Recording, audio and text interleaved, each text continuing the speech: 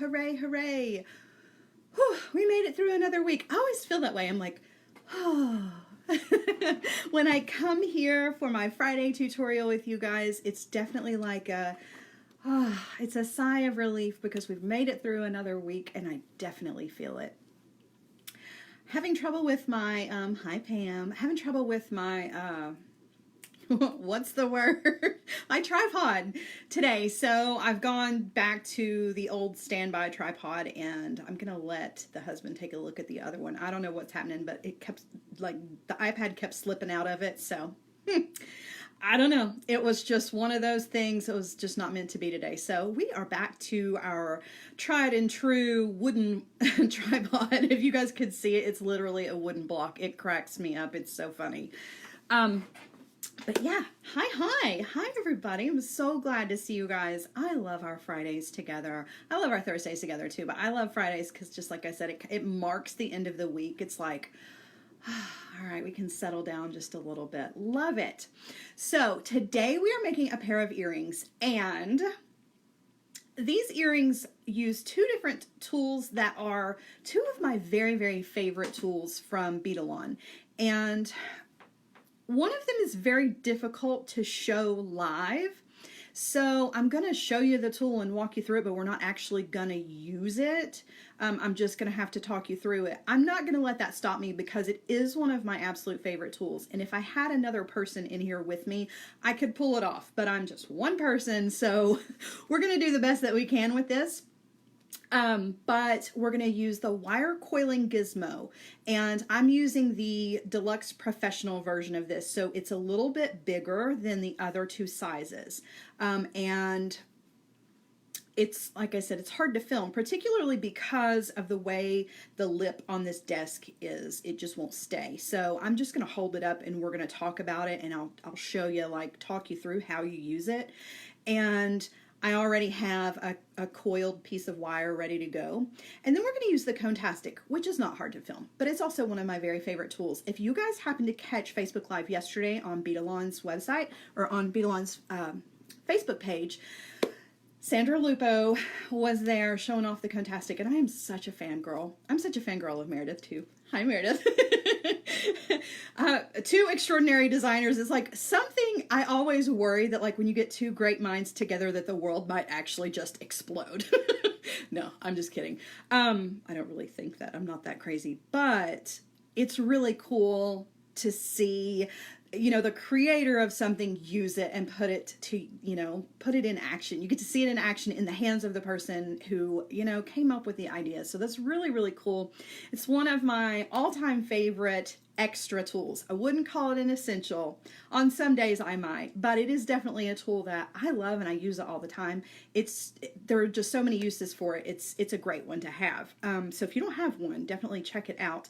And it pairs really well with the wire coiling Gizmo. Those two, it's sort of like the Cone-tastic and Silver Silk. They go together so well. The Cone-tastic and the wire coiling Gizmo, it's the same kind of relationship. It was like the two things were just really meant to be together.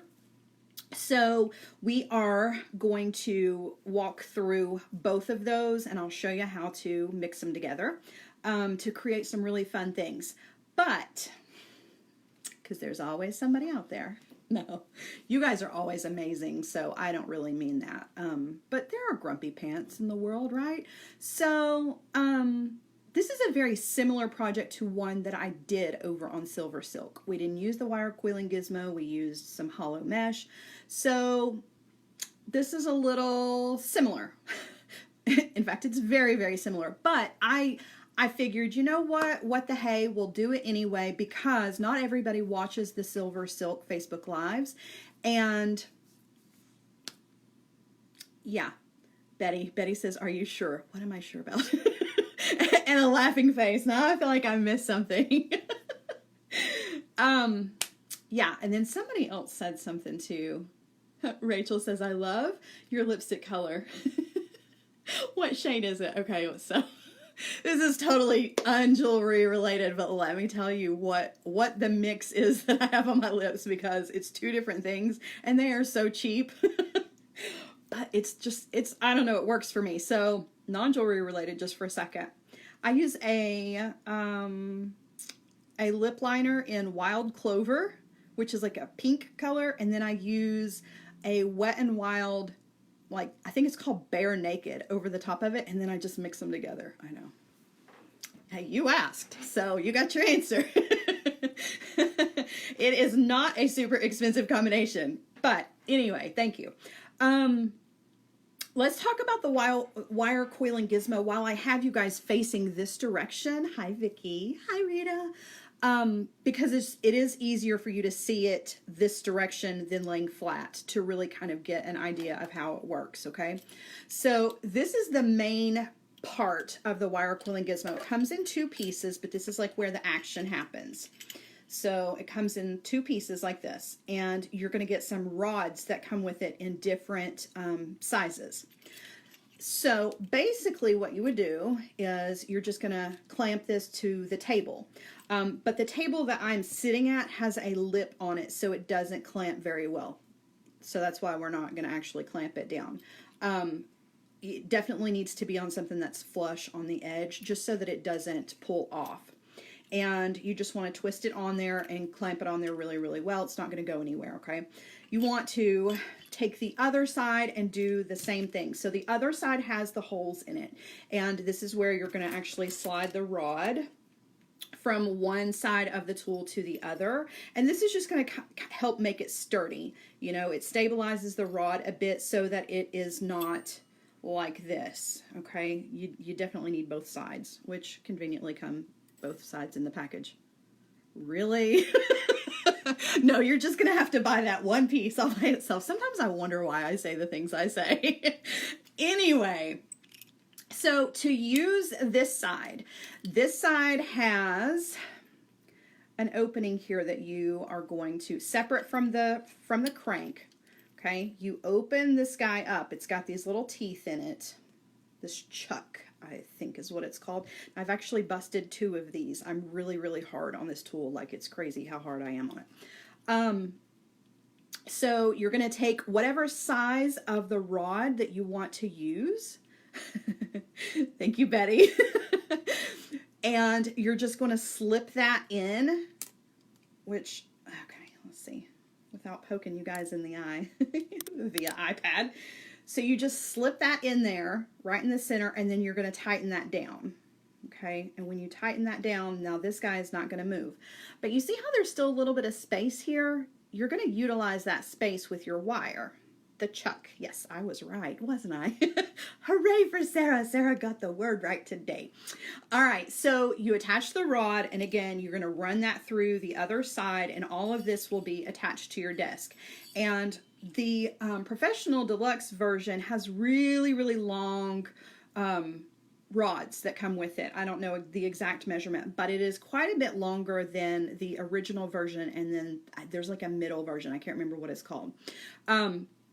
I like this one the most just because I can make really long lengths of coil, okay? Lengths, rather. And then I can use those on other things. So to use the wire with this, I know this is such a weird way to show this tool, but we're doing the best that we can, right? I'm just a one-woman army here. So I normally don't take the wire off of the spool when I'm using this because it's impossible to pre-measure the wire for this, particularly if you're using different size rods. I would imagine you could probably estimate, but who am I kidding? Math and numbers and guessing, this is just not my thing. All right, so while this is attached to your desk or your table or whatever you're using, you're going to take whatever size wire you want to use. I am using 24 gauge wire for today's project, okay, to make the coil. And I'm using the smallest rod. I just broke a fingernail right there. I'm using the smallest rod that comes with the tool. I take the end of my wire and I just take it and make a little bend in it. And then in one of those spaces where you can see, I just stick my wire right on in there, just like that, okay? So now my wire, for the most part, is attached. And then once you turn the crank once or twice, which is impossible to do without this being attached to a stationary surface, okay, you get the idea. You're going to turn the crank and you will wind this out and you're going to create a coil with your wire. And all it takes, you don't have to like tie your wire or turn any kind of crazy knots over here on this end. Just stick the very end of it in where your rod is and you're good to go. It'll stay, I promise. As you are twisting and coiling the wire, I will twist with my right hand, and then with my left hand, I guide the wire with my index finger and my thumb right on that rod, and just help to make sure that all of the coils are nice and lined up, because sometimes you can get a little crazy. I mean, if you take your eyes off of it for just a few seconds, you can end up with, big gaps between your wraps, and you definitely don't want that unless that's the look that you're going for, which you can do that too.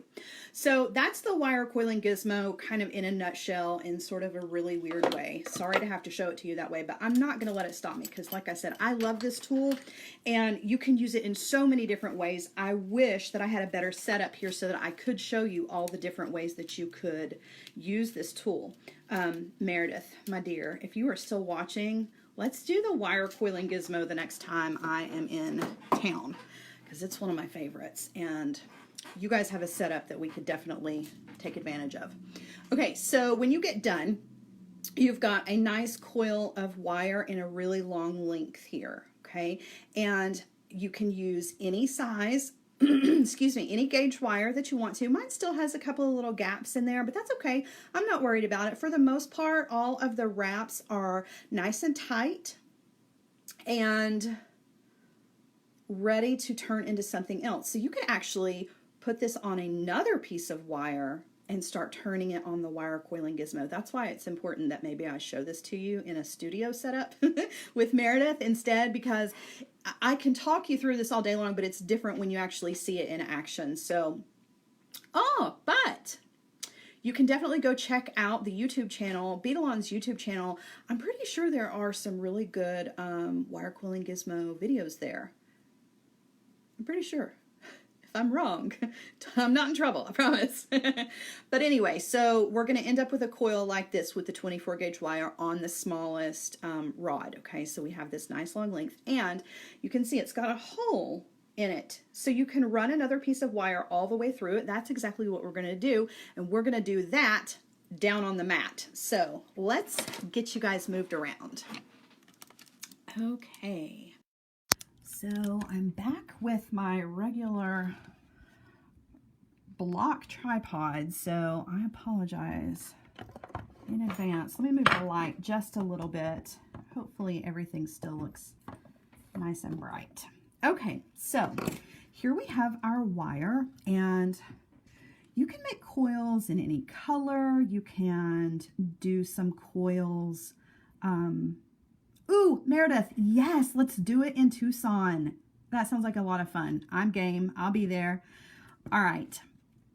So like I was saying, you can do this with any color, any gauge. You can use any of the rods. So there are a ton of combinations that you can come up with just the one toil. What's that? With the one tool. And your results will be awesome. Okay, so we've got this really, really long piece here. We're really only going to need about 9 inches of this, but I'm going to leave it just like it is, and we'll trim off the end when we get to, the cone portion here. And that's what, sorry, dropped a bead. That's what we're going to do next, is we're going to create a cone using our coiled wire.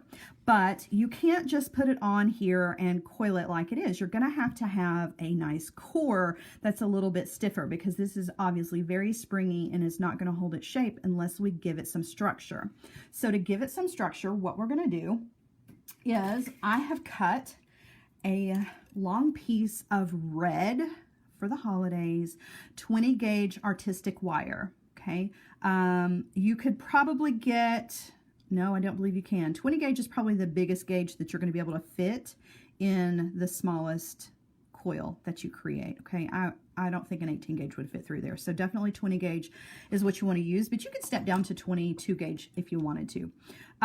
You're going to need about 18 inches of this, and that's probably a little much, but it's better to have more than you need than not. So what we're going to do is we're going to start with the Conetastic. Now, if you guys have not seen the Conetastic before, I've used it here and I've used it over on the Silver Silk page. So the Conetastic is the handle, and it comes with 3 different size cones. We're using the largest cone that comes with the tool. And you can see the hole that runs through there. We're going to take the end of our wire. Hold on just a second. I'm actually going to cut a longer piece of wire. I'm not feeling good about the one that I had there. It just feels a little short. Okay, so we're going to take our wire and we are going to put it through the hole, and then we're going to take that 1.5 inches, 2 inches, and just put it down like that and hold it with our finger. Okay, and then we're going to start turning on the tool with our wire.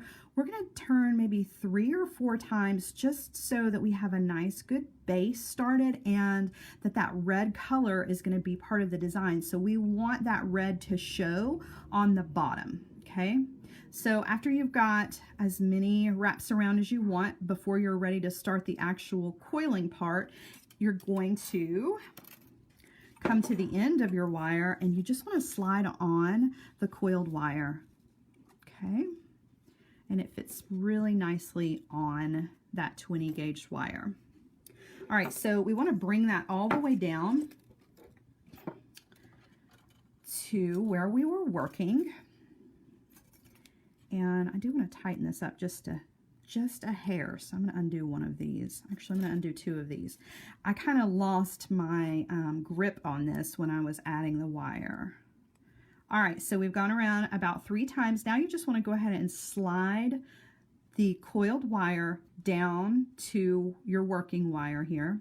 Okay, and you're going to push down with your thumb, and you're just going to continue to create that cone shape, pushing down that coiled wire onto the surface of your cone, on the cone mandrel.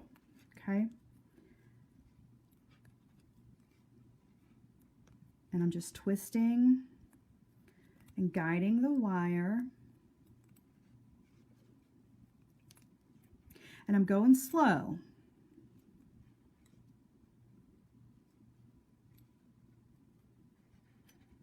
Joan, you are a rock star. Thank you so much for being here and doing that. I appreciate it so much. All right, so I'm getting close to the top here. Going slow. Just want to take your time with this. Okay. I'm right up to the top. Okay, and you can see I have a little bit of the coiled wire left. I have plenty of the artistic wire left. So what I want to do is I want to go ahead and cut this off of the tool, and then we're going to clean up the end here. So I'm going to need my cutter tool. What's up with that? I've got that in my brain today. My cutter tool. I'm just going to snip that off to release our cone from the Conetastic.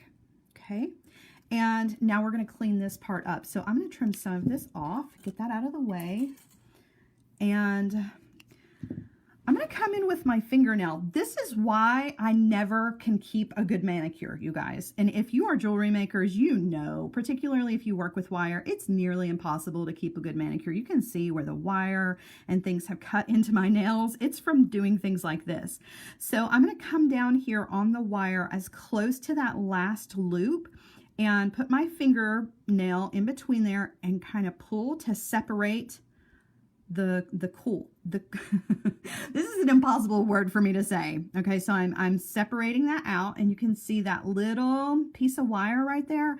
I'm going to cut that as gently as I can without cutting the artistic wire. Just going to snip that, so then I can, well, I didn't get it that time, but then I want to go ahead and get the rest of the coil off. Okay, so this is what we have at the top, and you can go ahead and come in with your round nose pliers if you want to. Ow, to dangerous today, to kind of curve that in if you want. You can even twist that around even more. You can cut your coiled wire off before you take it off the tool and then continue to coil around once or twice more with the red if you want. I'm not going to do that. I just want to make a nice flush cut with mine and kind of tuck that in with a pair of pliers, and I'm good to go. Okay, because nobody really sees the top of this. You can see I just made like a little crook in that wire with my pliers. Okay, so now you have this really beautiful cone that has the two different wires going through it. You've got that red, and you can barely see the pops of red that show between the spaces in the wraps there, and then you've got the red here at the bottom. You can cut some of these off on the bottom if you want to, but I really like them, so I'm going to leave them. I am spacing them out just a little bit with my fingers, just so that they have that space in between there, because we're going to fill this space up with some beads. Okay, so this part is ready to go. This will look really beautiful with some green wire to make Christmas tree earrings or Christmas tree charms. You could use the different size cones on the Conetastic to make them smaller if you wanted to, because this is definitely a large cone, but it comes with a medium and small size cone as well. So you could definitely size these down if you were going to make charms out of these and you wanted to use them on a bracelet instead of as earrings. Okay, so I'm going to sit this to the side for just a second, and we're going to talk about the beads that we're using. So I've pulled two really beautiful beads and a charm from the Santa's Workshop mix from Jesse James Beads.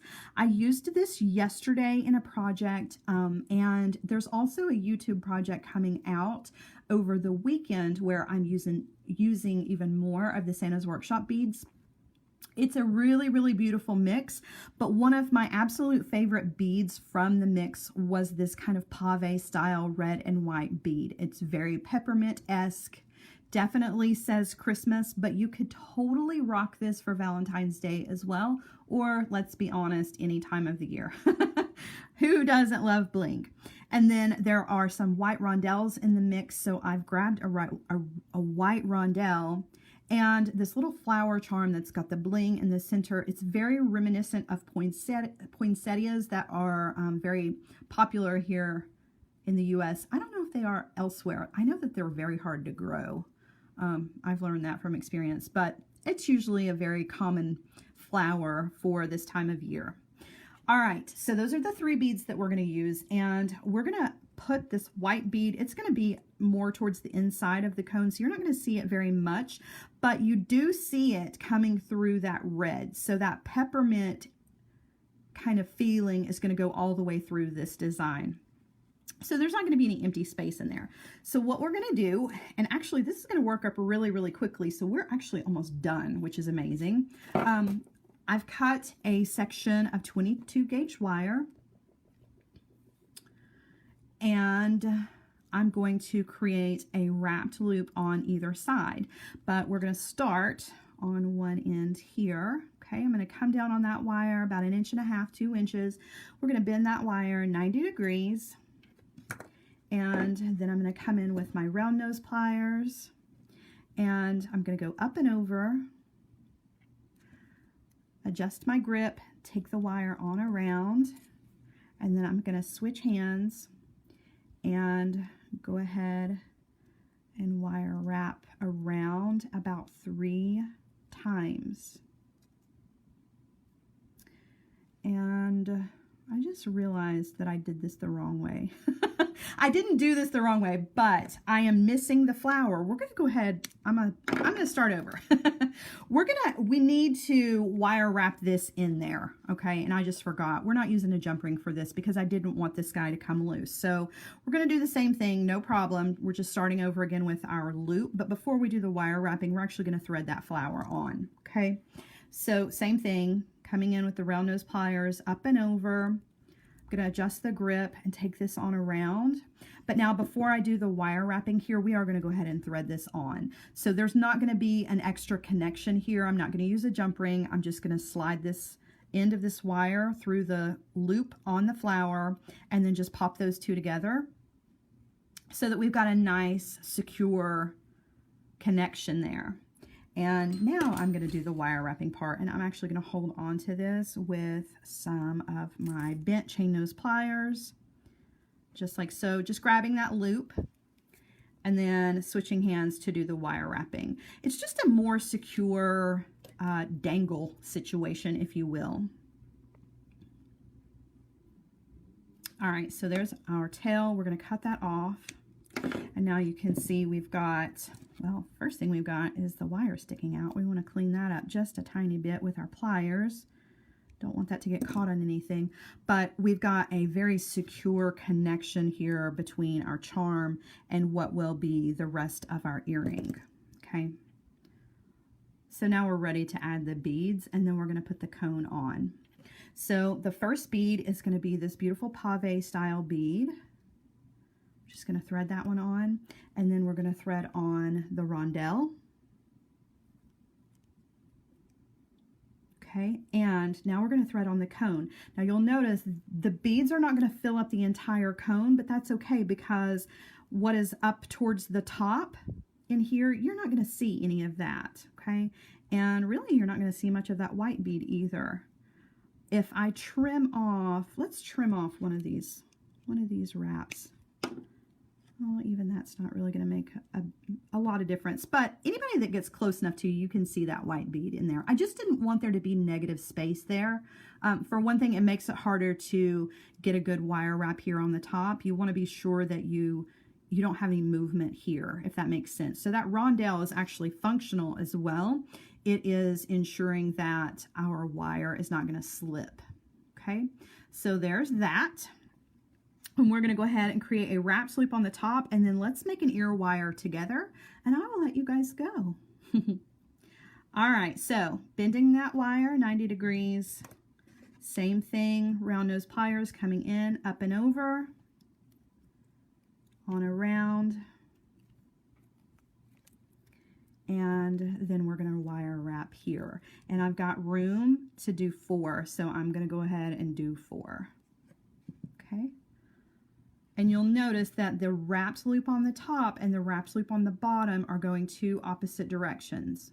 That's so that our flower here and our ear wire will both hang in the correct direction. All right. Trimming off the tail.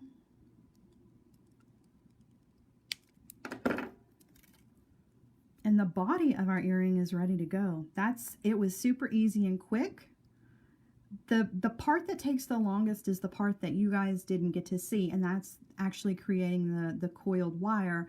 But really, that part only takes about 5 minutes, and that's if you're going really slow. You could probably whip up the coil here in about 2 minutes if you're kind of messy like I am. But oh, I know, it's too soon. The end is here already. No, we're going to make an ear wire real quick for this because, you know, we want the whole thing to be handmade. So I have cut a piece of 20 gauge wire, definitely more than I need, but enough for 2 ear wires. And I'm going to use the stepped bell making pliers for this. And I want to be sure that on my end of the wire, I have a nice flush cut. So I'm going to grab that wire. I'm going to use the 3 millimeter mandrel. Is that right? Yeah. 3 millimeter mandrel on the stepped bell making pliers. I'm just going to turn a loop. So we've got this shape here, and you can see why that flush cut is so important, so that that wire will sit nicely on the surface of this wire running this direction. Okay. And now we're going to put this back into the stepped bell making pliers with that loop just right up against the barrels down here. We're going to use the biggest barrel on this, which is a 9 millimeter. We're just going to guide the wire around, okay, meeting up to where our loop is, and then we're going to stop. We're going to take this off of the tool, and now I'm going to come in with my flush cutter, and to get the exact same cut every single time so that you always have matching ear wires, I like for that loop to sit on the surface of the cutter tool here, okay? And then I make my cut. That ensures that every single time I make an ear wire, they are exactly the same size. Now, I don't particularly like the shape as it is, so I'm going to come in with my chain nose pliers. I'm going to grab the tip of that. I'm just going to give it a little bit of a bend, like so, and then I'm also going to spread this open just a little bit, okay, to make it more, I don't know. It just makes it prettier in my mind. Okay. All right. Last step is to use the wire rounder on the tip of this. You don't want to skip this step. Let me grab my tool here. And so there is one of these that you can get that is not battery operated. It is a wooden handle, and it has that little cup on the end of it where you put your wire and then you make the motion to round off the tip of your wire. But Bead has the attachments that come separately from this is actually a bead reamer. It's battery operated. And it comes with bead reamer tips, but you can also put your wire rounder tips in it as well. And then you just want to place the end of your wire here, and then you just want to round that out. Now, like I said, you don't want to skip this step, particularly if you are giving these earrings as a gift or selling them, because a flush cut is not good enough, okay?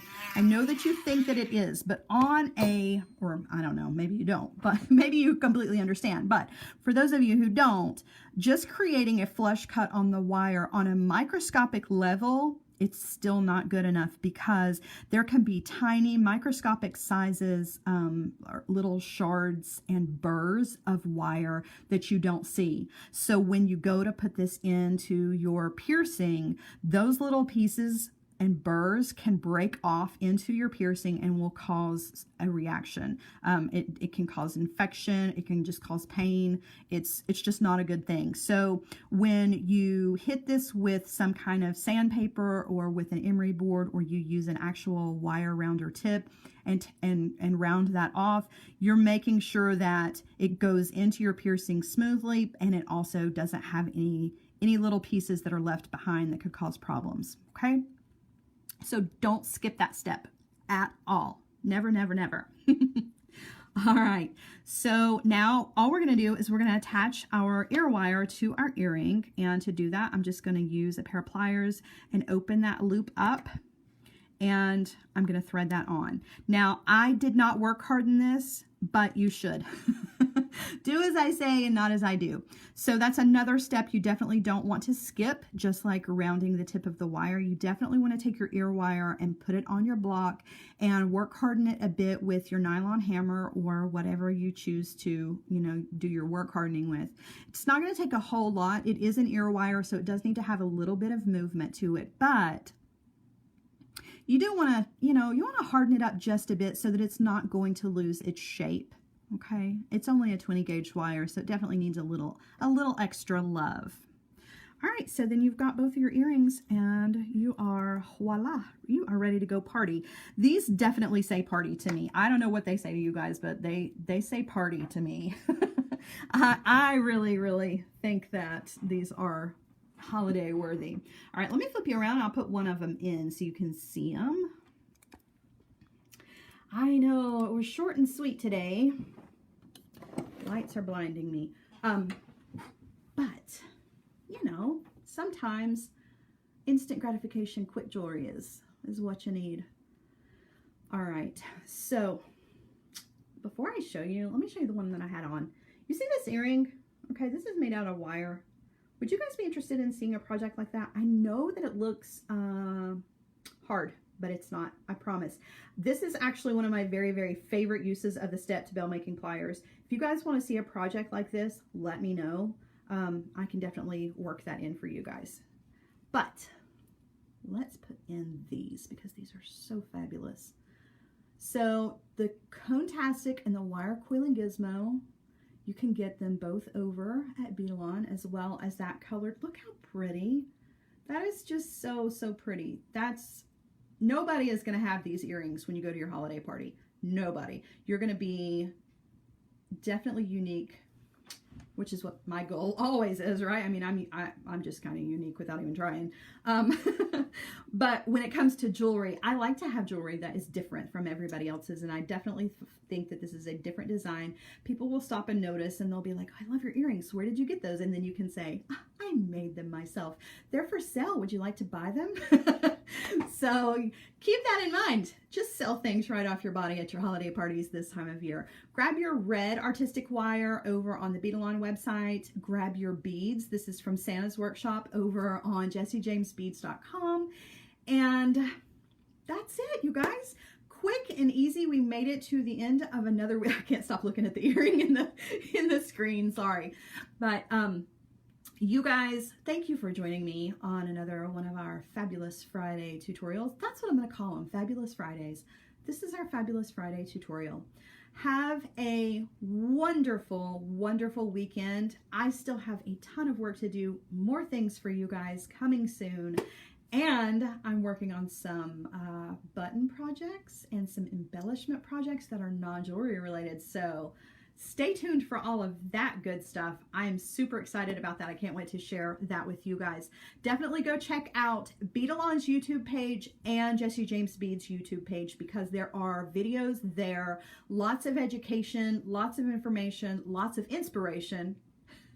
I just wrote a poem, and it's definitely worth it. So when you get through with your Facebook Live, you go shop on your beads, go shop on your wire, and then go check out YouTube for some more inspiration. You guys have a wonderful day, and I've already said that. I just keep talking. I'll just keep talking until somebody tells me to shut up. Have a great afternoon, and I will see you guys same time, same place next week. Bye, guys.